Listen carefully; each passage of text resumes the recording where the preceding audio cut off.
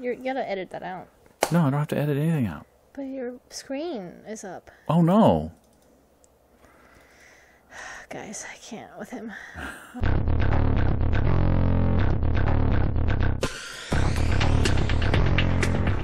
Howdy, folks, and welcome back to Law & Order SVU. Rookie Reactions to RWBY. Got it right. Law & Order SVU. I'm Bowden Maddox. I am his daughter, who has not seen this before. Michelle. And he has. I have. And in this episode, we're going to be covering the 3 World of Remnants. I don't know why I can't say that right now. That came out for Volume 3, because we just finished Volume 3. World of Warcraft. The World of Warcrafts that came out for Volume 3. The Wars. And as well as the Volume 4 character short. For those who've been asking, when we're done, I'll ask Michelle again if she wants to start looking at some chibi stuff. Chibi is really fun, and I know she'll enjoy it. I know she'll get a lot of laughs out of it. We may or may not react to that stuff. I'd like to. I'd like to start some reacting to other things, too, besides RWBY. Oh, cool. We could do that. We have to find things that neither of us have seen, hopefully. Oh. That would be nice. We'll see. Unless you want to do it by yourself. I might end up making videos for his channel. Who knows? Yeah, you might. That would be kind of cool. Stay tuned. That would be kind of cool. And the music. People have asked about music. I don't know if you're too interested in soundtrack reactions. A lot of people say, because there's plenty of videos out there that, and I did one of them, but there's plenty of videos out there where the songs, the full-length songs from the RWBY soundtrack with the lyrics, and the lyrics have meaning, you know, and people to react to that.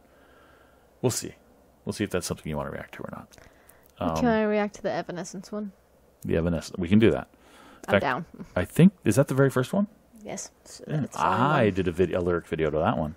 Oh. So we could react to that one for sure with my video. Ugh. I'm not going to react to you singing. No, I'm not singing it. Kidding me? I'm not singing it. Anyway, this is going to be a long episode, so we need to get into it. So, oh, God. Anyways. I didn't write down the titles to these, so I'm going to have to blank this out again. First episode, First World of Remnant is Vytal Festival, where we learn about the Vytal Festival that happened. We heard about it at the end of Volume 1, actually, and then it was talked about in Volume 2. And Volume 3 is when it happened, with all the fighting, the tournament. That's all part of the Vytal Festival. You said volume. Volume, yeah. It's volume. Volume. You said volume. Okay. The second one is Huntsman, where we're going to learn all about the Huntsman. Huntsman. Then the cross-continental transmit system, which is the towers. Like he said, Osmond at the end of the last episode said the tower cannot fall. He's talking about the tower for the cross-continental transmit system. And then we're learning about the 4 maidens, a more detailed version of the 4 maidens. We saw a bit in Volume 3 about the 4 maidens when Osmond was telling Pyrrha about them. You know, he asked her what her favorite fairy tale was and stuff. We're going to get a lot more detail here. Rugrats. And then we're going to go into the character short. So anyway. That's my favorite fairy tale. Vytal Festival. Not listening. World of Remnant. Here we go. Rugrats is my favorite fairy tale. No comment? Okay. Right. Vytal Festival Tournament. Just trying to be the comedic relief. That's fine. It all began, as most things do, I feel like I'm in a history class. war. Pretty much. The kingdoms passed of the those world had been classes. locked Just in try a to watch violent it a little bit. struggle for years. But eventually, the Great War of Remnant came to an end on the small island of Vytal. It was here that humanity's leaders chose peace over bloodshed and constructed the future of modern society, establishing new laws, new academies, and new traditions. The Vytal Festival was created to serve as a celebration of peace between the kingdoms. Every 2 years, a kingdom would be chosen to open its doors to the world, allowing citizens from every corner of Remnant to meet and indulge in one another's cultures. The pinnacle of this event was the Vytal Festival Tournament.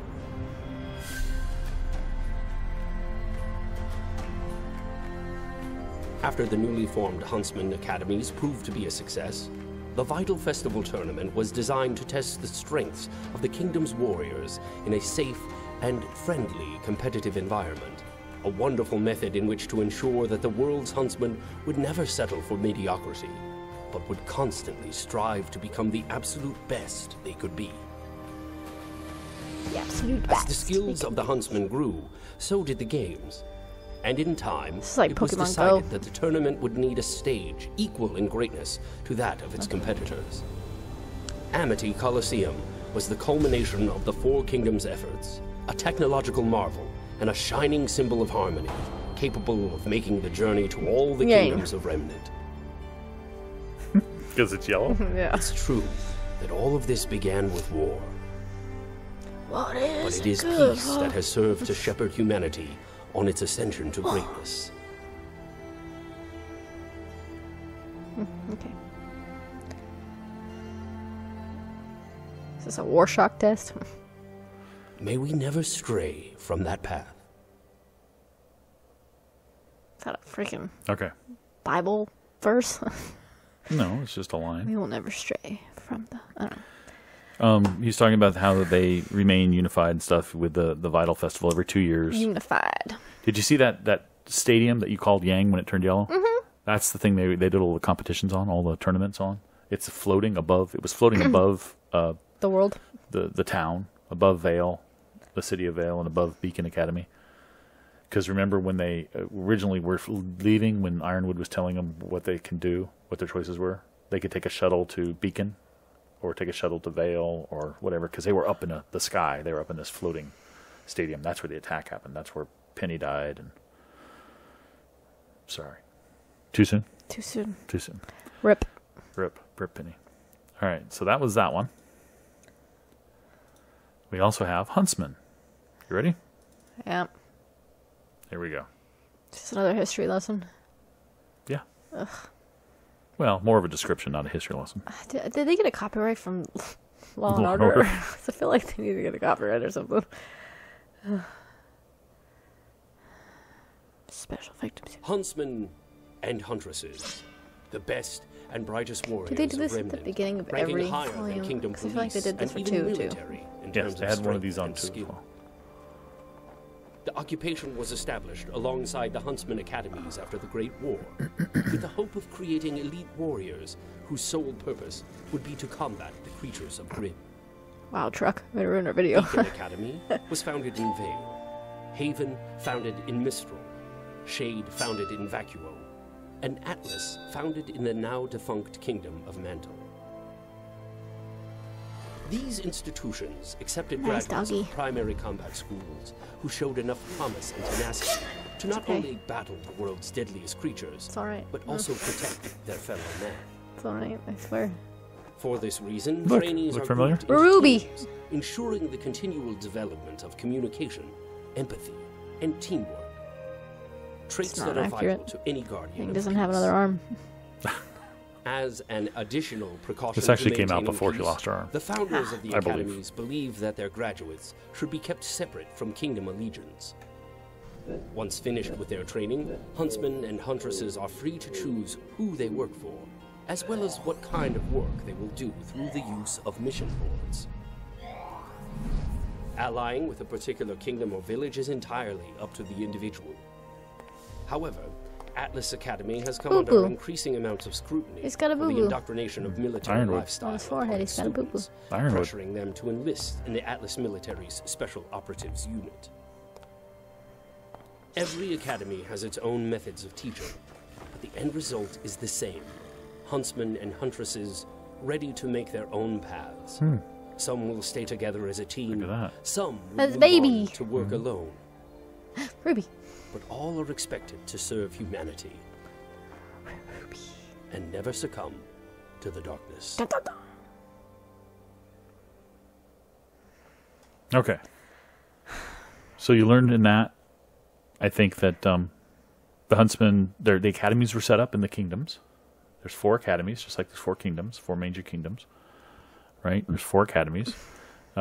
Beacon, Vacuo, no, Vacuum. Vacuo is not. Vacuo isn't it.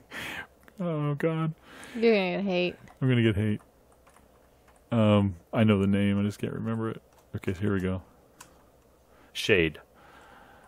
So Haven, Beacon, Shade, and Atlas are the names of the academies. You have this notepad, but you did not use it. I did not use it.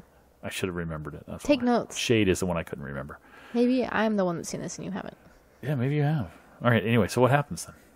They all die at the end. All died. Told you this. So we got the 4 academies. Huntsman, when they graduate. Harvard, Yale, Princeton, Stanford. When and Stanford would be, of course, Shade. Anyway, when they graduate, they're not allied to the kingdom. They become kind of free. Yeah, they become kind of free agents. They can do what they want to do. They can take missions that different kingdoms have requested. They can ally themselves with a particular village or a particular kingdom if they want to. And then they pointed out that up in Atlas, there's a growing trend of graduates from Atlas becoming part of the Atlas military, which some people are like, should they be doing that? So that's what you learned in that one. Anything else? Did you? It's just going in one ear and out the other. I know, that's the problem with these. It's hurting my brain. All right, number 3, cross-continental transmit system. Train. Does sound kind of like that, right? Cross-continental. Here we go. Throughout the years, the world of Remnant has seen Law and Order, hundreds of technological advances that have changed Special Victims society. The most influential of all of them being the cross-continental transmit system. Prior to the invention of the CCTS, long-range communication was extremely limited. The discovery and development of radio technology allowed for communication within wonder if anybody will get a most reference kingdoms. if I say a reference. But communication with other parts of the world was restricted to the physical delivery of messages. Achievement Hunter, but I'll stop. I won't say it. With every alternative form of communication that was proposed, there seemed to be water, the perfect choo-choo. obstacle. Do you get what that reference is? The destructive nature of the creatures of Grimm not severely directly. limited the reliability of ground-based Jack's name. technology. Water, choo-choo. Pay attention. People watching are going to be saying, pay attention. Orbiting around Guys, the I'm planet sorry. was promising. Unfortunately, modern man has I yet just to want to make get the to an episode. technological advancements I know. required to achieve spaceflight. As all I contemplated known not dust having you types react to lose these. their power as they begin to leave remnants Because I knew you atmosphere. wouldn't really care. Eventually, I it just was want the to see people of Yang. Atlas, the world's leader in science and technology, that developed the cross-continental transmit system. It was Disneyland. revolutionary. Like radio, signals were sent and received wirelessly, though the content of these transmissions were not nearly as limited. Audio, video, images, and text were all capable of transmission. Sexting. And eventually, an entire online web of information was at mankind's fingertips. Currently, the system is supported by 4 primary relay towers, each located within a safeguarded area of the kingdoms. These towers allow for wireless communication within a kingdom through the use of devices such as scrolls. Signals become less reliable the farther a user travels from the CCT tower. And although smaller support towers do exist outside of kingdoms, they are constantly at risk of destruction by the creatures of Grimm. Shortcomings aside, for the first time in history, digital transmissions between kingdoms were possible through the use of slightly more advanced devices. No, there was an episode where Weiss was in one of those. Oh, yes. That is Weiss. In Volume 2, yeah. System has and will continue to advance the progression of mankind. However, if one of the 4 towers is taken offline, the entire network fails with it. A slight inconvenience during routine maintenance, but to be honest, I find the limitation somewhat poetic. No one voice is louder than the others, and no voice may be silenced. Absolutely stupid, but hey, whatever. If the people of Remnant are to speak, then they shall do so together. So, can we, or not at all. Can we, watch an episode now? We're close. All right, so, real quick. Transcontinental, or cross-continental transmit system. Water choo-choo. CCT tower. Water choo-choo. Ozpin said in the final episode in Volume 3, final chapter, the tower cannot fall. He was telling Pyrrha and John to go get Crow and all those guys, because the tower cannot fall. The tower did fall because the dragon came and swooped into it and crushed it, and you saw parts of it fall down just before Pyrrha was killed. Right? So the tower fell. So the tower and beacon came down. This video just told us that when that tower goes down, all the other towers go down. They're required to go down, apparently. It's some sort of law. It's not a physical limitation. The other towers could talk to each other, but they shut themselves down, which makes no sense at all, but whatever. So that's what we learned with that one. Yes. And I know, like I said, I contemplated not even showing you these because I knew you would be like, honestly, I don't care. I don't care. You can put all the hate in the comments. This is boring as hell. I just want to watch an episode. The Four Maidens. Here we go. This one is a little more. You can listen to this story. This one is actually kind of interesting. Give me all the hate you want in those comments, guys. Pay attention to this one. Okay, pay attention to this one. Just all I think about is Law and Order, but okay. Deep in the forests of Remnant, beside a great and mighty river, stood the small, fragile home of a cold, frail man. A lone wizard. Hidden from the dangers and distractions of the world, the wizard seldom had visitors. But on this day, as he peered out his window, his gaze fell upon a young maiden. Calmly she sat beneath his tree, in a state of absolute tranquility. When the wizard demanded an explanation, the maiden simply replied, "My name is Winter. I am on a journey, and I am waiting for my sisters." With that, she closed her eyes and sat in silence. The wizard told himself the girl was a fool, but the longer she sat, the more he wished to share in the serenity the young maiden enjoyed. In time, he grew tired and decided to close his eyes as well, thinking on this strange predicament. Upon opening his eyes, the wizard was befuddled to find that a second maiden had appeared beneath his tree, cheerful and spry, with a basket of fruit and flowers. When he asked for an explanation, the girl simply replied, "My name is Spring. I am on a journey, and I am waiting for my sisters." To show her gratitude for his reluctant hospitality, the girl retrieved a handful of seeds from her basket and planted them in the wizard's garden. It's the Wizard Ospen. It's the Wizard Ospen. Yeah, that's what I thought. I'm not an idiot. The old hermit could hardly believe his eyes as the maiden turned what was once a mere pile of dirt and manure into a beautiful garden from which life would surely blossom. It's like he would have gazed for hours, were it not for the unfamiliar laughter he heard from beneath his tree. A young woman with a warm smile now stood beside the two maidens. The wizard begged her to introduce herself, to which she happily responded, "My name is Summer. I am on a journey, and I am waiting for my sister." Oh, maybe. Of course, thought the wizard. But another chirp of laughter left the old man perplexed. What in the world was so But you even gave him green clothing, like Ospen wears. Ospen has a very green color scheme. It was him. The new arrival found the wizard's insistence on staying indoors so very amusing. Why choose to view the world through a small window when the door leading out to it was right at his side? It was a compelling argument. Come on, Fall. And after only a moment of brief come on, Fall. Hurry up. the wizard left his home. I want to get on with it. Come on. And stepped outside. The warmth of the sun brought with it a surge of energy and life. And soon the wizard wasn't feeling much like himself anymore.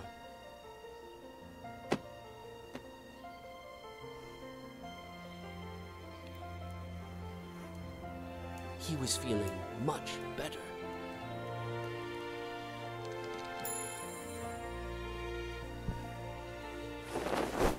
As the day drew to a close, the maidens and the wizard all settled down and prepared a feast. Winter set the table. Spring supplied the crops. Summer prepped the meal, and the wizard was the happiest he'd been in ages. But in all the excitement, he nearly failed showed up. to notice the delicate woman that now stood beneath his tree. He smiled and beckoned her to join them, asking only for her name. "My name is Fall," she replied softly. "I am on a journey and am here to meet my sisters. Who are you?" Ospen. "Me?" the wizard wondered. "Well, I am but an old hermit. I have lived in these woods alone for centuries, and I'm afraid my story is not very interesting, as I have no one to love and nothing to my name." The eldest sister looked up at all that surrounded them. But sir, do you not see? You have so much. It was true. With their help, it was now clear to see that the wizard had everything he could ever need. He was grateful, but a question lingered in his mind. Why me? He asked. Why did the four of you choose to open my eyes, to share with me your gifts? Why am I so special? The four sisters looked to one another, perplexed. Finally, the eldest spoke. I beg your pardon, sir, but we did not do these things for you because you were special. We do what we can for everyone, because we are able. The old wizard was at a loss. Never in his years had he come across such kindness. It was in that moment that he knew what should be done. The wizard summoned his magic, every ounce he could muster, and bestowed it upon the sisters.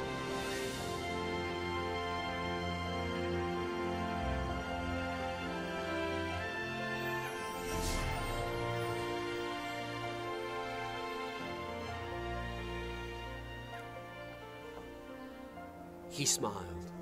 Take this gift and know now that you are able to do so much more.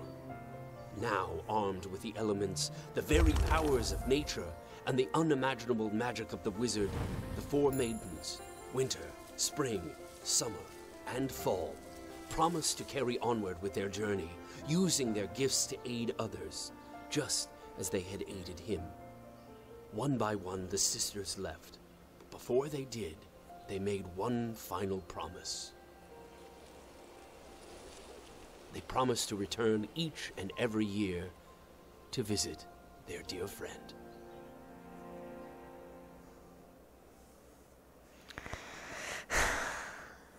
The story of the four maidens. What do you think? It's a more detailed version of what Ozpin told Pyrrha in the last volume. No comments. You want to get on? I was just soaking it all in. All right. Ready for the Volume 4 character short? Go for it. This was released before Volume 4 came out, just before Volume 4 came out. And it's called a character short. It's not really a trailer, because it's a standalone little segment, like a scene. Okay? So it's not... Or a short, as you would. As one would call a short. Yeah. Oh, finally, I get some people. Finally, it's not a stupid story. God. Little Red Riding Hood up in here. It's all stories. Ruby. Little Red Riding Hood, huh? Mm-hmm. Wonder who that could be. Dang. You're right.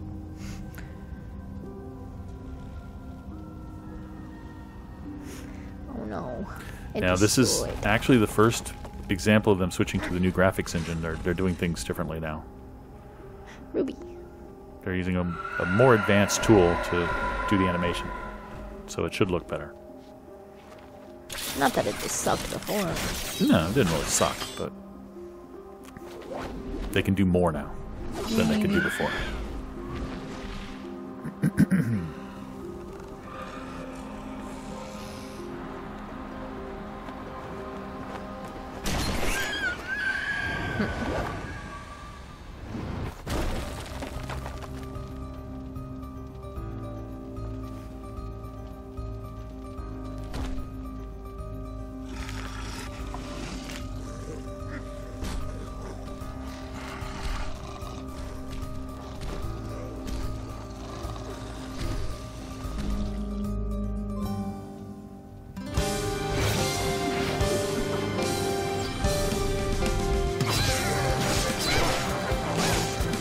A different outfit.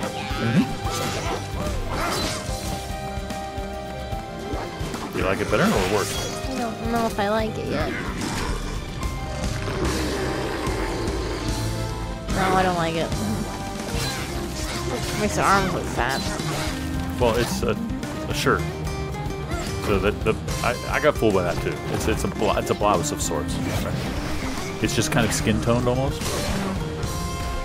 I like the other one better. Well, that's not her skin up there. That's just a shirt. It's not her skin up As there. you can see, there was a right underneath her neck there. Her eyes look different. Things look a little different.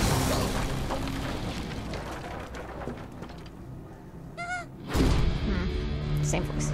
Uh-oh. It's a fat fuck. Gorilla. We haven't seen a grim gorilla before. Not impressed. It doesn't... It's not impressed by Ruby.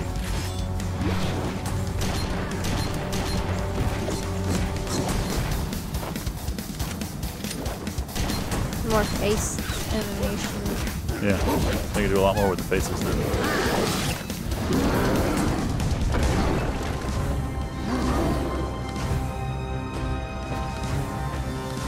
That one's also missing an eye. That gorilla. Remember what Oobleck said in Volume 2 about how when Grimm live longer, they get smarter? Aren't they afraid of her eyes? She doesn't know how to use her eyes, does she?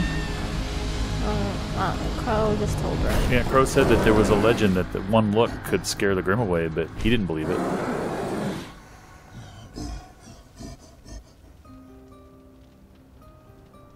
Yang. Yang's coming? That's her song, isn't it? No, that's actually Ruby's song, but it's being played very slowly. Thought that was hers.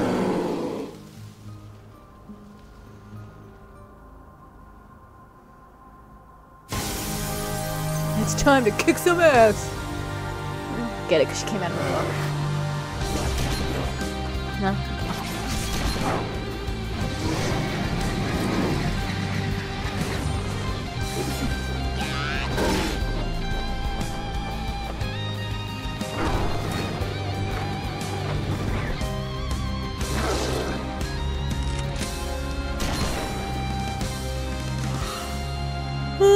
Bye-bye, gorilla. Bye-bye. Ruby, we saw smoke. Heading your way. I do not like how Nora looks now. That is just a You picture better of Nora. hurry. It's not really Nora. It's just kind of their avatars, right?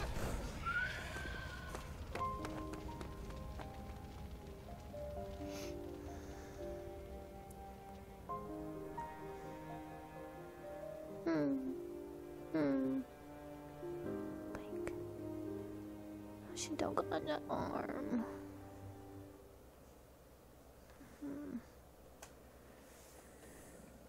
Season 4, Volume 4 character short. Animation looks better? Yeah. You don't like Ruby's outfit? You don't like the puffy sleeves? Okay. No. I get you. I kind of like this one. I think it's the more corset-like kind of dress that she's got on. I feel like if you take that puffy shirt off, it'll be fine. Yeah, but she is only 16. Well, you can put a different shirt underneath No. it. Doesn't mean it'd be puffy. Yeah, true. You don't want to show too much skin with Ruby, though. No. She's too young.